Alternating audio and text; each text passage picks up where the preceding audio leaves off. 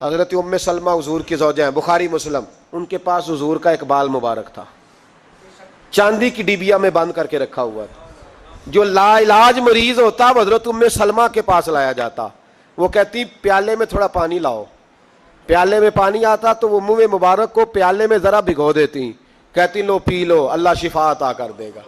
لا علاج۔ حضرت انس بن مالک 10 سال حضور کی نوکری کی۔ لوگ پوچھتے انس کیا کمایا ہے؟ کہنے لگے جو کمایا ہے وہ صندوق میں بند کر کے رکھا ہے۔ 10 سال نوکری کی نبی پاک، جو کمایا بند کر کے، انتقال کا وقت آیا تو حضرت ثابت بنانی کو بلایا، آپ کے شاگرد تھے، کہنے لگے جب بکسا کھول کے لا، کھول کے لائے تو ایک ڈبیا نکلی، فرمایا اسے بھی کھول، جب اسے بھی کھولا ایک منہ مبارک نکلا۔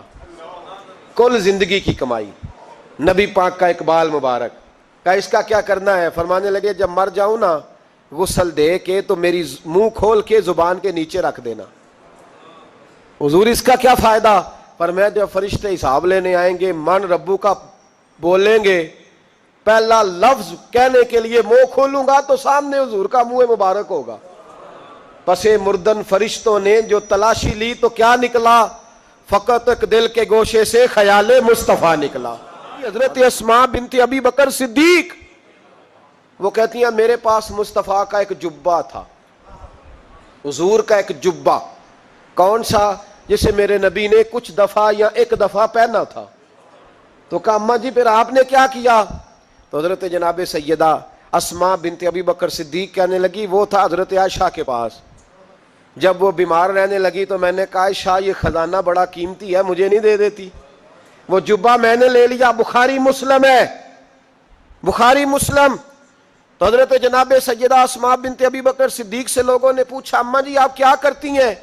فرماتی ہیں جس بیمار کو کہیں سے شفا نہیں ملتی لوگ اسے میرے پاس لاتے، میں اس جبے کا ایک کونا پکڑ کے پانی کے پیالے میں ڈبوتی، پھر وہ پانی بیمار کو پلاتی تو اللہ اسے ہر بیماری سے شفا عطا فرما دیتا، اللہ اسے ہر بیماری سے۔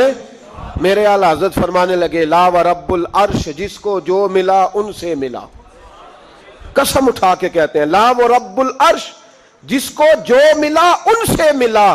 بٹتی ہے کونین میں نعمت رسول اللہ کی، بٹتی ہے کونین میں نعمت رسول اللہ کی، اور سورج الٹے پاؤں پلٹے، چاند اشارے سے ہو چاک، اندھے نجدی دیکھ لے قدرت رسول اللہ کی، اندھے نجدی دیکھ لے قدرت رسول اللہ کی صلی اللہ ہو۔